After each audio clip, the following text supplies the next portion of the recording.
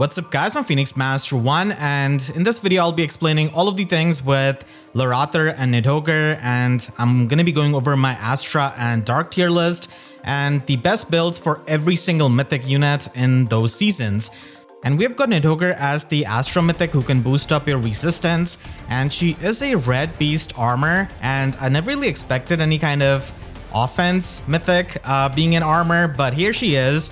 And she definitely does a pretty good job at that. A lot of people did think that she would be a defense mythic because of the fact that she was an armor, and it felt like those would fit a lot more, seeing as we have got for Mortis and Duma, and she could be the dark season equivalent. So here she is as an Astra mythic, giving you enticing dose as her preferred weapon, and this does a -1 special cooldown built in. So at start of turn and after she has acted, she's going to be inflicting -7 attack and defense debuff and the sabotage status on the foes in 3 rows or 3 columns centered on her.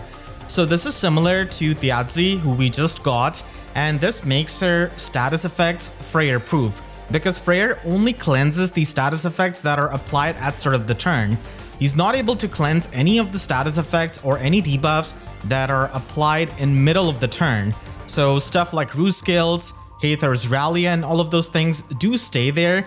So this is what Nidhoggr is trying to do, and she's just going to be moving and then applying those debuffs, and they have definitely tried and improved her weapon from the story mode actually compared to what they did with Laeradr.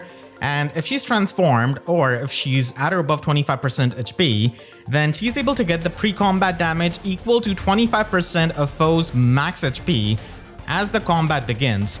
So if we take like 50 HP as the average, then she's going to be getting 12 pre-combat damage, which is not bad.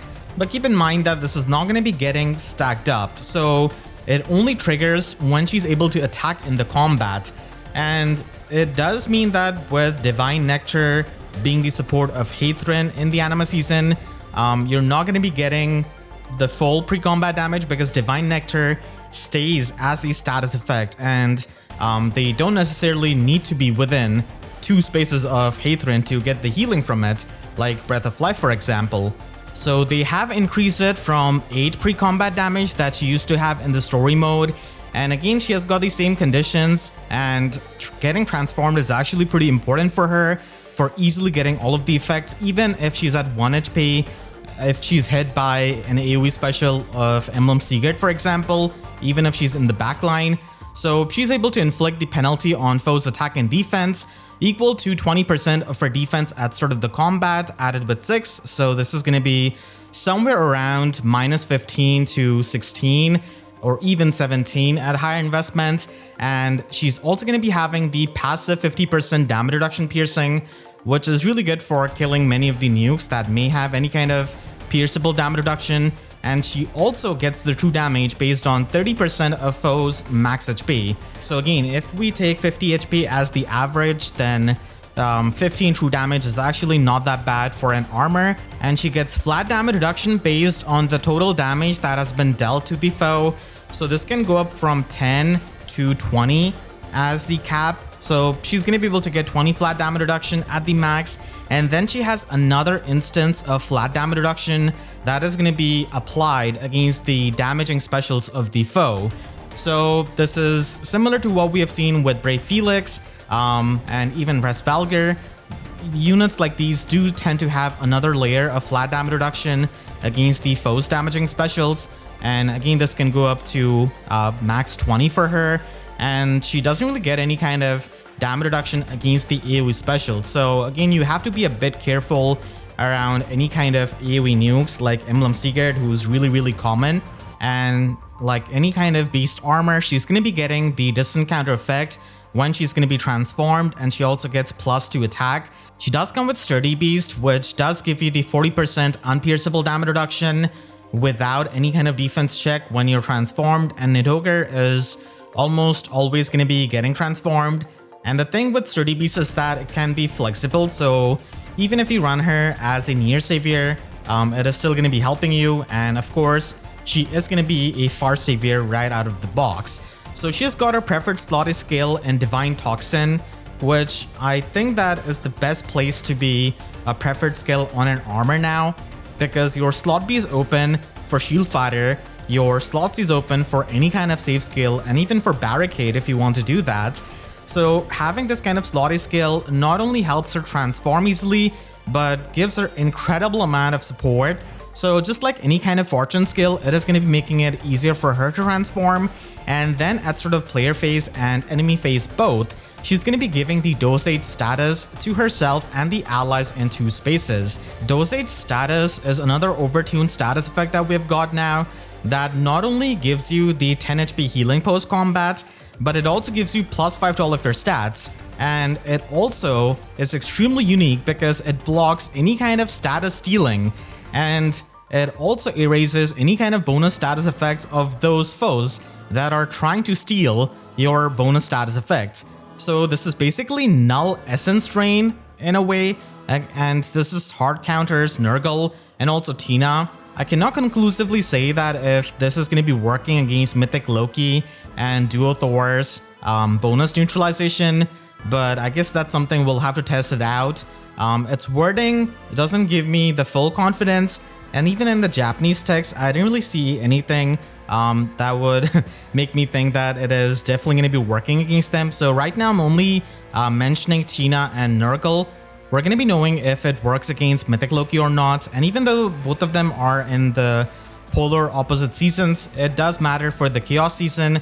And against Duo Thor, it's pretty important because she is a very important unit in Summoner Duels S, and she is mainly used for her Duo button at this point. Not only this makes Nidhoggr and her allies really resilient, but it also helps a lot of the other Astra mythics that also give support using their visible status effects, and so many units do depend on their visible status effects to function with their weapon or their preferred skills in certain ways. So this is an insane thing which honestly I never really expected.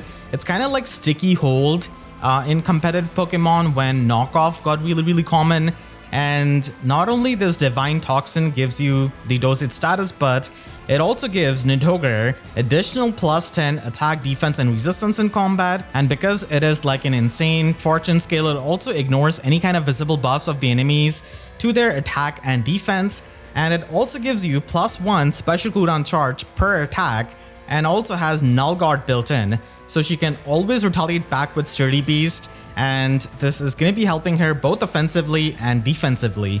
And then she comes with a new toy for the armors in Slick Fighter 4, so this is going to be the better reopening and also the best skill for armor units if they're not running Shield Fighter. So it also gives you the true damage based on 20% of your defense and also flat damage reduction, just like reopening, but it doesn't really have any other condition that like you don't have to have some kind of guaranteed follow-up attack or brave weapon, and this actually helps you get the guaranteed follow-up attack, and it also neutralizes the penalties on the unit in the combat, just like the original Slick Fighter. So incredible slot B skill if you're not running Shield Fighter. And then she's got Twin Far Save, and this is going to be working fine with her Sturdy Beast so that she could get the damage reduction out of it twice in a single run of combat, and this gives her even more healing. So overall, Nidhoggr is a really interesting Astra mythic unit. I always thought that if they were to make an offensive mythic unit as an armor, then they would have some kind of orders effect or mobility of Brave Edelgard, but she doesn't really have that. But even then, she's going to be really solid because of the support that she provides. Dosage is going to be so unique for being Nidhoggr and Tina proof in Ether Raids and even in Summoner Duels. I mean, Tina doesn't really work in Summoner Duels, but Nidhoggr most certainly did. She might seem like a save tanking mythic, but she's actually really versatile, as you'll see in a moment. And the main thing that she has got going against her is the fact that Divine Nectar can be a bit annoying. Unfortunately, being an Astra mythic, she doesn't really get the extra stats and HP when save tanking, and that could come to bite her back because she's not going to be taking advantage of the mythic buffs. And if we get even more insane nukes, then it could get a bit hard for her to tank, especially if they release some kind of anti-shield fighter nukes next year to counter it.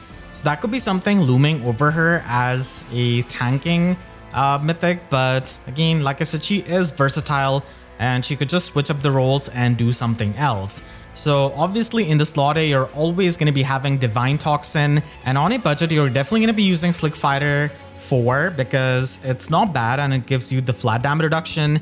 And out of the box, Hardy Bearing Sacred Seal is pretty nice for avoiding the Desperation nukes like Emblem Celica and then Brave Bernie. Brave Bernie is a bigger threat because of having the Weapon Strangle advantage and the fact that she's got quad attacks. So she could trigger her curve shot multiple times, and Hardy Bearing is going to be saving you against that, as you could kill her before she's able to quad attack you. And even in future, this is going to be helping you against many of the quad attacking and Desperation nukes. An Emblem could be run with Sturdy Beast for more unpierceable damage reduction. And if you want to switch up to the near save, then you could try and run the twin near save with Sturdy Beast. It does work out, but again, you will need to watch out for Emblem Sigurd. He does hit so hard, and she doesn't really have any kind of damage reduction against the AoE specials. And if her tanking falls off, and if she's not able to tank the meta nukes, then in the future you could run Barricade for providing the warp blocking along with all of the support that she provides with Divine Toxin and her weapon. And Emblem Sigurd could always be run so that you could have better mobility as an armor and also get the Canteo 3, which is really funny with an armor especially. And you could also run Shield Fighter if you have the fodder. Shield Fighter with Aegis is certainly going to be helping you quite a lot, and Nidhoggr does have a bit better damage output than a lot of the armors, so still running Hardy Bearing and killing Brave Bernie is going to be important because you don't only get the damage reduction against the 4th hit of the enemy, and Aegis with Emblem Marth is going to be needed so that you could trigger it with the special jumping of Shield Fighter. And you could also run her as a Gale Force unit, which is pretty insane on an armor because she can run Beast Threaten and Emblem Marth and have a 2 cooldown Gale Force, which she's going to be instantly triggering because of the special charges of her weapon and the fact that she's got Null Guard, so she has an even easier time triggering that. So you could just run Armored Boots as the Sacred Seal if you want to have better mobility for moving around, and then you could also run her as a Near Savior with Shield Fighter, but you should be running Pavis with it. And even though Twin Save don't really work with Shield Fighter and the defensive specials, it is still going to be giving you a bit extra healing. Now let's see where Nidhoggr is going to be on my Astra Mythic tier list. So starting off, I'm going to be having Plumeria. There should be no surprise. She's no Peony, but still, she is a Mythic Dancer. She can still provide the warping support with Soaring Guidance, and she does provide you the Hexblade status, which I do appreciate against nukes like Emblem Sigurd nowadays. So it's a nice effect to have if you don't really have Ashera on your team, and you could just run Rock Slide Dance for getting the dot status on a fast unit. And dot status damage reduction is not really all that insane in the combat, but for the AoE specials, it does give you the damage reduction, so there it can be really helpful, and I do appreciate that, as we don't really have any kind of Mythic Lumera or something like that for the Astra season against the AoE specials. Unfortunately, she's not able to use her visible resistance for plowing enemies or something like that because Freyr is going to be cleansing that, so unfortunately it's not the most optimal thing. Then next up in the tier 1, I'm going to be having Saether, which might be a bit surprising. Saether has always been really strong, but last couple of months with the development of competitive Astra season, she actually has got a bit better, I would argue, even though we have got Firm Canticurb. The thing with that skill is that it does counter her on paper, but it's not really common enough. Even in Vault of Heaven in like tier 39, I don't really see it that much because functionally Canto Control 3 is just the same for controlling the Canto.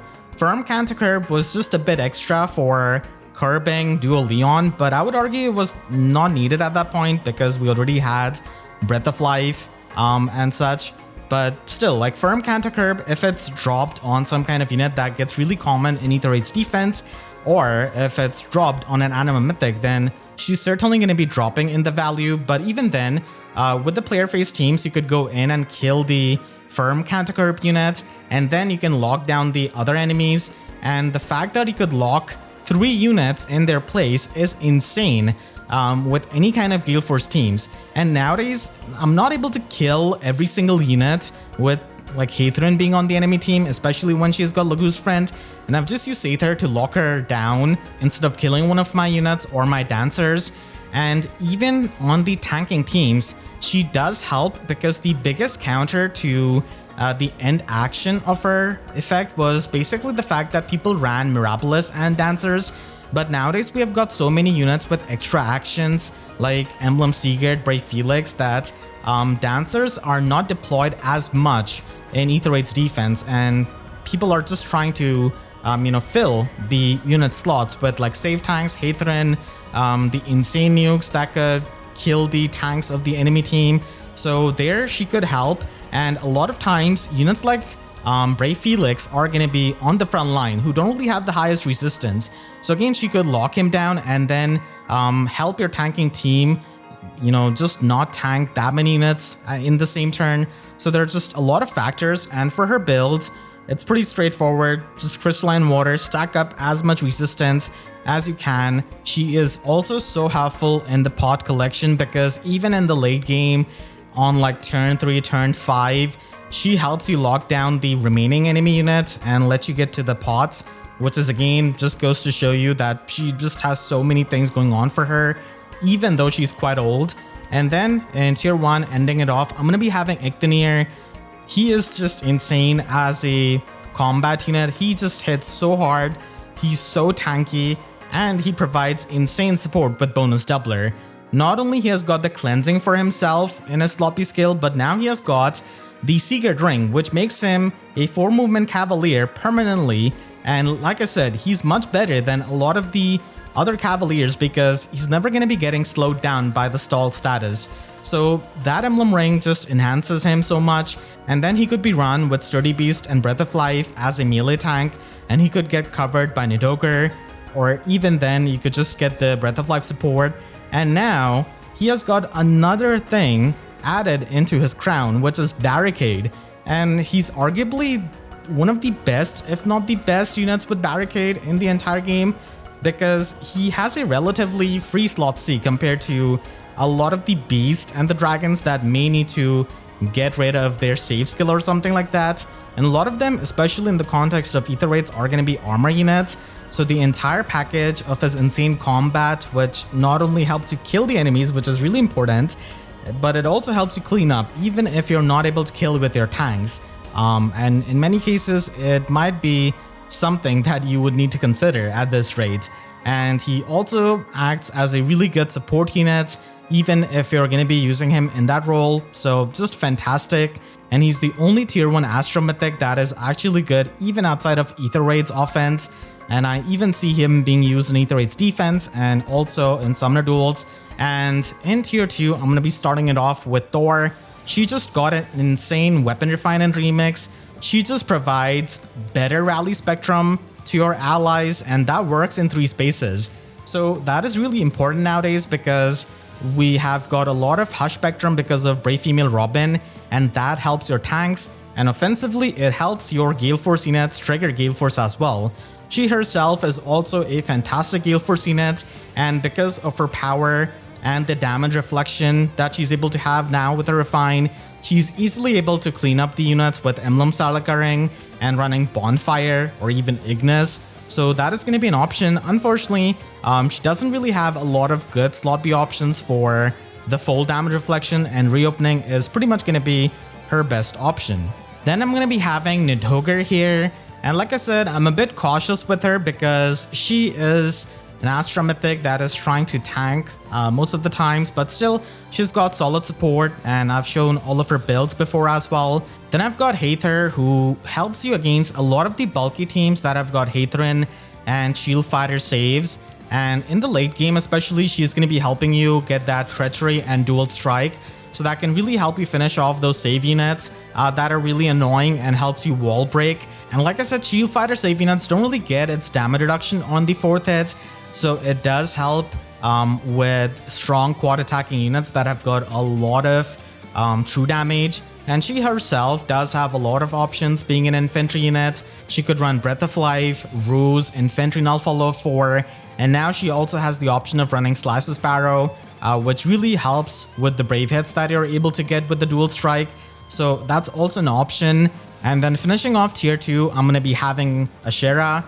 So this just goes to show you how stacked the lineup is for the Astra Mythic units. They have just got so many good options depending on your playstyle. And Astra got a really good refine and remix, and I would argue that she pairs up really well with Ictanir with his bonus doubler support.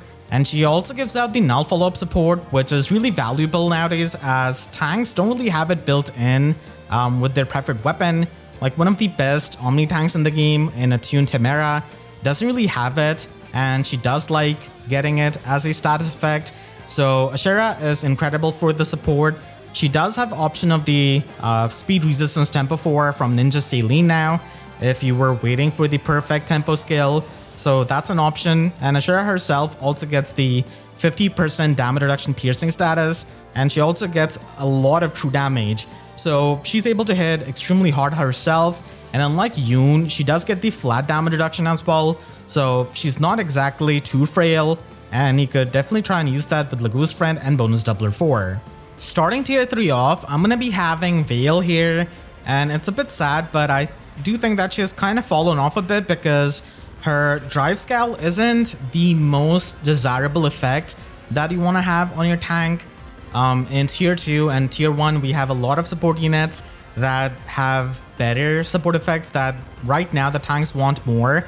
She really popped off in the meta where we had Wind Tribe Claude, and unfortunately her drive scale is a drive, so you always need to be within 2 spaces of your tank, and it doesn't really work in 3 spaces like Thor's remix does. So unfortunately the restriction of it is a bit limiting, and nowadays we just have too many like special jumping support units and special jumping effects even on like free-to-play weapon refines, and we have got so many tools of pre-charging the specials. We also have Time Pulse Echo, so all of those things kind of bring down the value of her support, and she doesn't have as insane of a cleanup compared to the tier 1 and tier 2 units. Like I'm mentioning many times, cleanup is really important nowadays because this is the season with Hadron. You need to have the firepower to beat the enemy team, and the mages above her do have better cleanup and also better support. And for her builds, you mainly want to stack up her resistance because her drive scale does work based on her visible resistance. So crystalline water is really important, and you can also try and run Rue Scale so that you could provide more support to your tanking allies. And Lagoose Friend with Glacies is also an option for maximizing on her bulk and nuking potential. Then I've got Regan. She didn't get the most insane refine and remix, but at least it was something with the true damage and extra stats, so that can help her be a cleanup unit. And now she has got a new tool in Shadow Shift. She does have more true damage than the Mythic unit who comes after her. So she does have the new option of running the Detect skill and providing that kind of support to your tanking allies.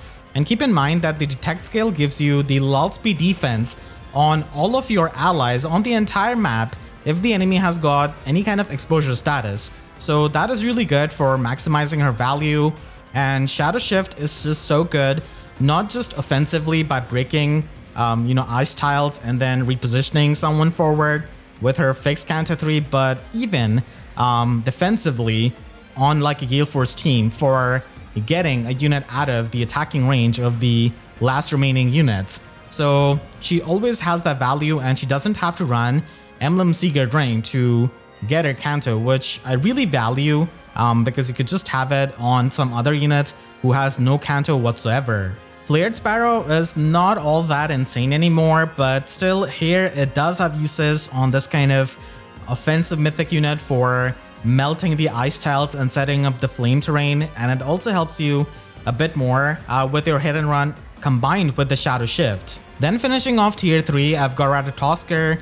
Her combat wasn't really the best, and now Ictanir just makes it even harder for her because he could run Barricade and provide that ward blocking support better than her, and also be an insane combat mythic who also provides bonus doubler support. So the role compression of Ictanir is just insane, and I do think that it definitely hurts the anti-warping of hers.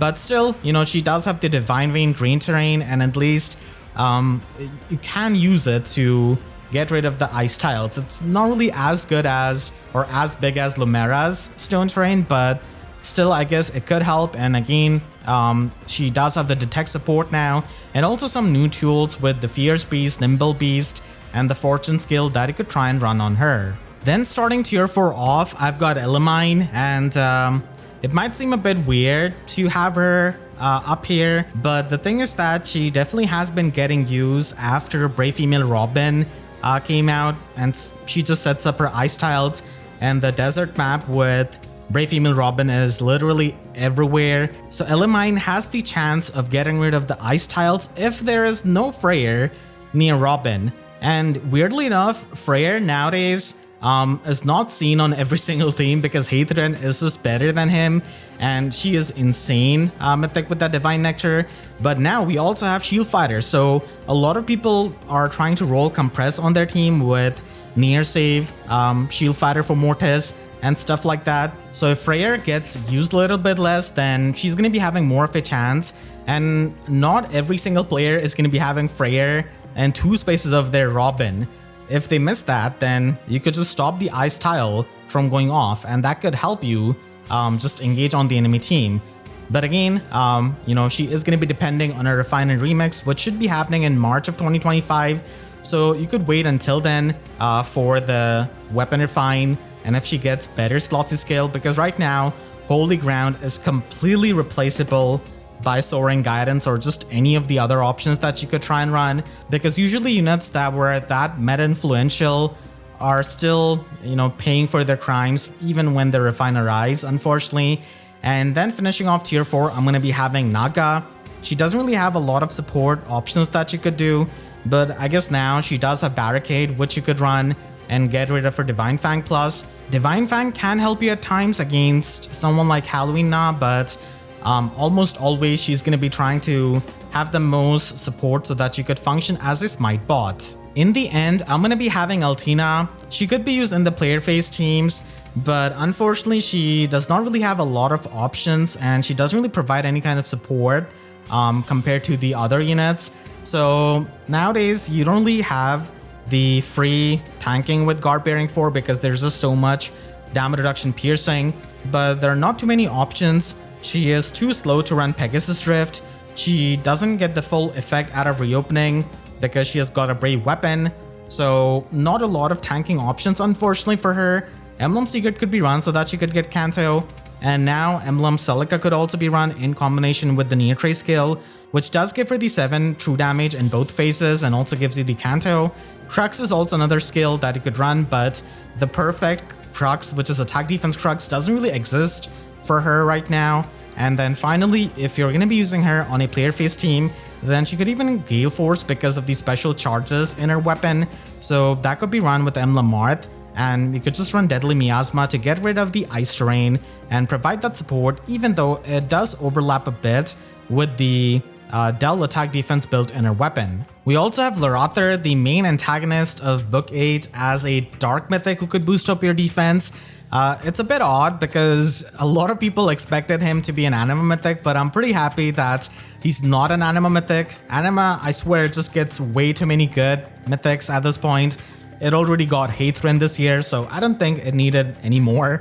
So he's a colorless armor beast, and being in the dark season, he does have a bit of a weird synergy with Loki and Embla, because Embla just has the Severance, which disables the save skills, and then Loki has got the buff neutralization and the bonus neutralization, which gets rid of his assigned decoy. He has got an unchanged weapon from the story mode. I mean, he don't really need any kind of other upgrades, honestly. So he has got Quieting Branch as the 14 might weapon, which gives you -1 special cooldown. And at start of turn, if his HP is at or above 25%, then he can inflict -7 defense and resistance debuff, the panic status, and the sabotage status on the closest foes. And it also spreads out to any foe in 2 spaces of them. And then for the next effects, he only inflicts that on the lowest defense melee foe and the lowest defense range foe that are in closest foes and foes in 2 spaces range. So it doesn't splash those debuffs, so you could use that to your advantage for planning your tanking better. So he inflicts the flash status, which is going to be pretty annoying, and it is going to be making it more useful to have Null Counter Disrupt in your kit or as an echo skill. And then it also inflicts the Assign Decoy status. Now, the evil thing about this effect is that this is not a negative status effect. This is a positive status effect that Brave Sorin introduced to the game, but Laeradr inflicts this on his foes so that the low defense unit could jump in and be like the save units and get killed first. And if there are multiple units with the Assign Decoy status, then none of them are going to be triggering their savior effect, because when everyone is a savior, then no one is. So that is the annoying thing about him. You cannot really neutralize this kind of effect because it's considered a positive status. You cannot run Actune Micaiah or really anyone to get rid of it. So it's incredibly annoying, and it is going to be making tanking very hard, especially safe tanking. Now, like I was saying, you could use this to your advantage because you could pretty much have an Omni tank and then have 2 units and 2 spaces of them that are of the same defense and they're of the same range. So you could just have 2 units with the same defense by matching their defense using Fury or Life and Death skills, and both of them have the same range. So both of them have to be melee unit, or both of them have to be range unit. And you could also try and use the supports that support from 3 spaces away, like Seteth or Ninja Saline, for example. So those kinds of units are going to be really having their value increased. And if their support only works in 2 spaces, then again, try to defense match your units and make sure that they have got the same range as both of them, because both of them are going to be having the Assign Decoy status inflicted on them because they're going to be the closest to the Laeradr. And both of them, because they have got the Assign Decoy and because they have the same range, their savior is not going to be triggering on your Omni tank. So your Omni tank could still just tank the enemies just fine. This is already something you could test out in the story mode, but when he releases, you could try and tinker with the defense matching of your units and your core mythics or your support units. So that's something you'll have to do for planning. You cannot just mindlessly tank against him unless you're going to be tanking very far away from your units. In that case, you're not going to be getting a lot of these support effects. And then even though this weapon, if it didn't have anything else, would still be a really strong weapon, it of course has got the in-combat effects for him, which is going to be debuffing the opponent's attack and defense around -16, -17 depending on the skills that you run on him. And he also gets the -2 special cooldown jump before foes first attack. So this is before foes first attack. This is the defensive special jump. So this means that he could trigger Aegis or Paphos before the enemy can attack, even without running Shield Fighters. So it does help with this annoying factor, I suppose. And then he has got flat damage reduction based on 20% of his resistance, which is going to be helping him quite a lot with the tanking. And then he has got another instance of flat damage reduction against the enemy's damaging specials, just like Nidhoggr. So it is going to be 20% of his resistance, and just like her, he also doesn't get any kind of damage reduction against the AoE specials. So feel free to hit him with the AoE specials of your Emblem Sigurd and Brave Felix. He might not really go down that easily, but still, that's something you could do. And thank God he's not Anima Mythic, because then he would have benefited from Hathran's Divine Nectar. And Divine Nectar completely neutralizes Fatal Smoke. Here, at least, you may be facing Breath of Life units that at least Fatal Smoke is going to be having some effect against. I mean, it's not going to be having the full effect, but still. So that's the silver lining. And then it also heals up 7 HP after the combat for him. And being a beast armor, he does get the full distant counter effect out of this weapon. He does come with armored flow because his resistance is going to be higher, but this is only going to be giving him the damage reduction against the ranged enemies, and it's not going to be giving you any kind of damage reduction against the melee enemies like Sturdy Beast of Nidhoggr. He does come with the Fortune Scale, which is going to be making it easier for him to transform, just like Valgr, Nidhoggr.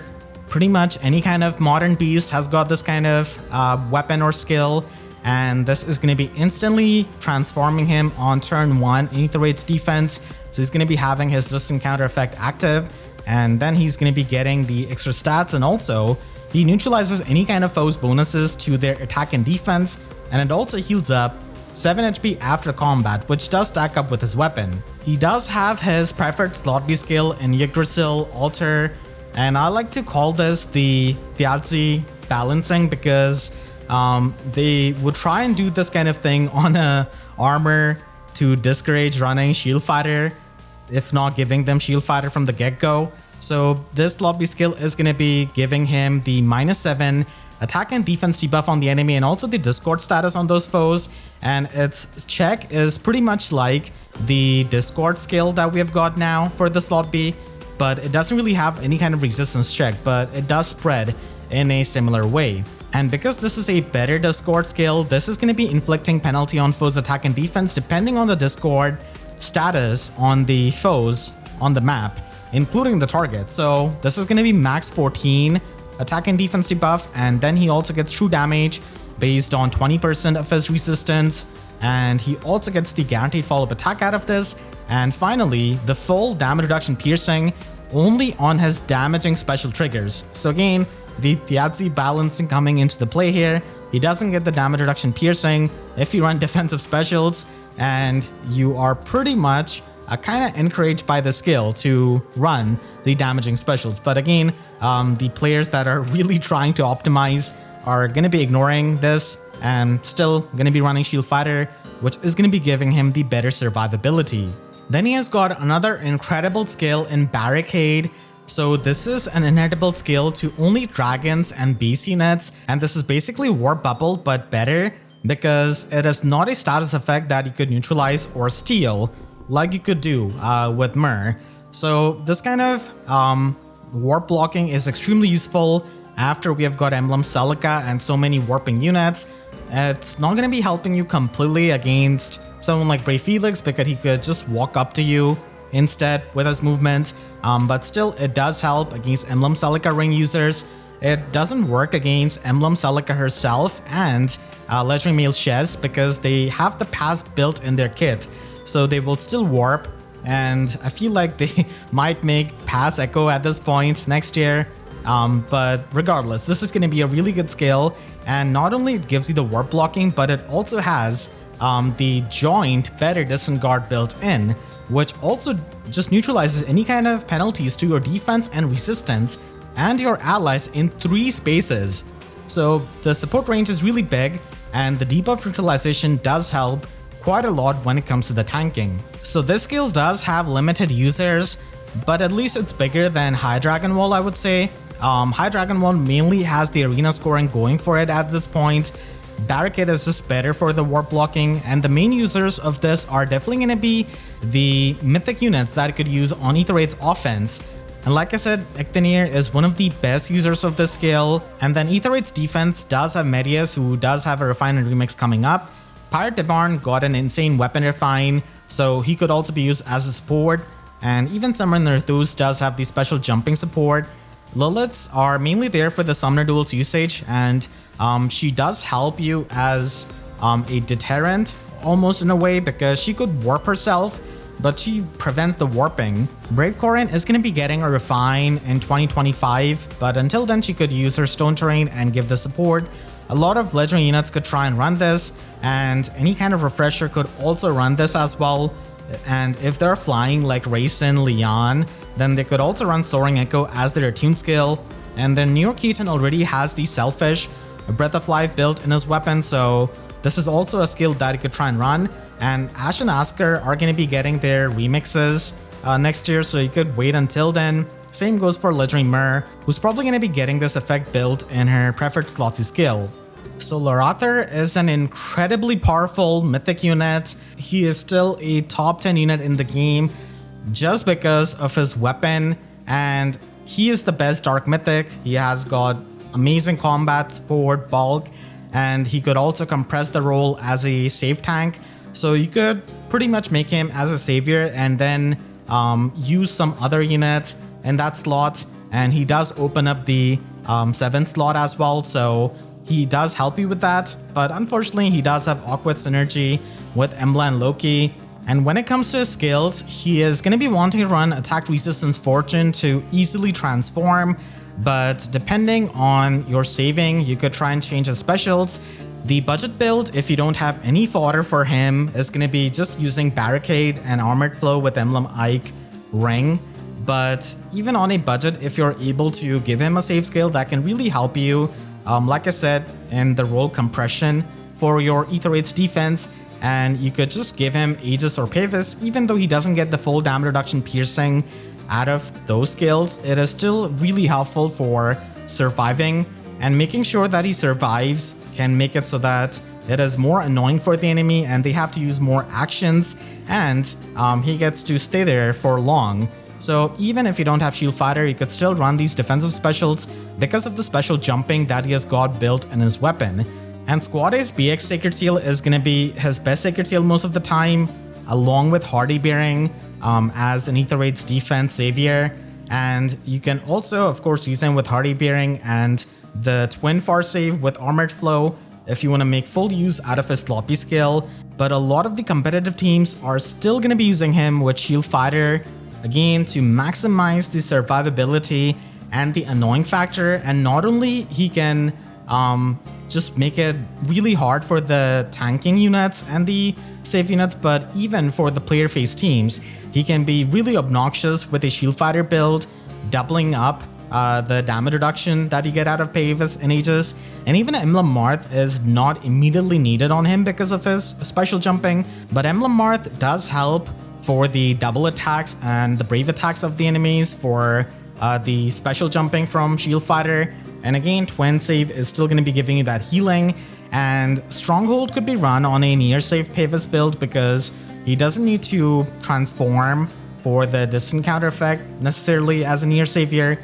and he could take the advantage of the cleansing from Stronghold and the extra bulk, which can help him against the AoE tanking along with Breath of Life support. So when it comes to my Dark Mythic tier list, I'm immediately going to be putting Laeradr in tier 1. He's the best Dark Mythic, and even outside of Aether Raids, he's such a headache to face in Summoner Duels. I'm really not looking forward to facing him there because at least in like Aether Raids, you could try and plan your tanking with the defense matching, but in Summoner Duels, it is going to be so obnoxious, and he's so good that I don't think I can really put any kind of other unit in the tier 1 along with him. There's just no one on his level. And the fact that he has got awkward synergy with Emblem and Loki even adds to that fact. So I guess a lot of people are going to be using off-season Hathrin with him for maximizing the pain on their challengers. But I'm a bit worried that they might be winding up a newer Hathrin just in time for that. Starting tier 2, I'm going to be having Emla. So Emla obviously should not be used with Laeradr. It just clashes with his assigned decoy because Emla has got the Severance, which neutralizes the save skills and save effects. But if you don't have Laeradr, then Emla is definitely the best Dark Mythic that you should be putting on your team because she still has the Severance and the Feud status, which does discourage the save tanking and omni tanking with a lot of support, especially with the drive skills. So she does have some of the new tools in her arsenal, like the Fortune skill, Nimble Blast, and stuff like that, but that is mainly there to improve her combat and not necessarily her support. Her support is fine with just her base kit alone. I really would not put any more investment unless you really like her a lot. Then I'm going to be having Mythic Loki. Again, ideally, you should not be using her with Laeradr. It does clash with his assigned decoy because that is a bonus status effect. But if the enemy does not end up having extra visible status effects, then she's not going to be erasing the visible status because it needs to be 3 or more. So she's mainly going to be stacking up her resistance, not really much, but still Divine Deceit does debuff the enemies and does provide good support. Again, if you don't have Laeradr, then she could be a choice. And then Note is the tier 2 mythic who doesn't really clash with Laeradr in any way.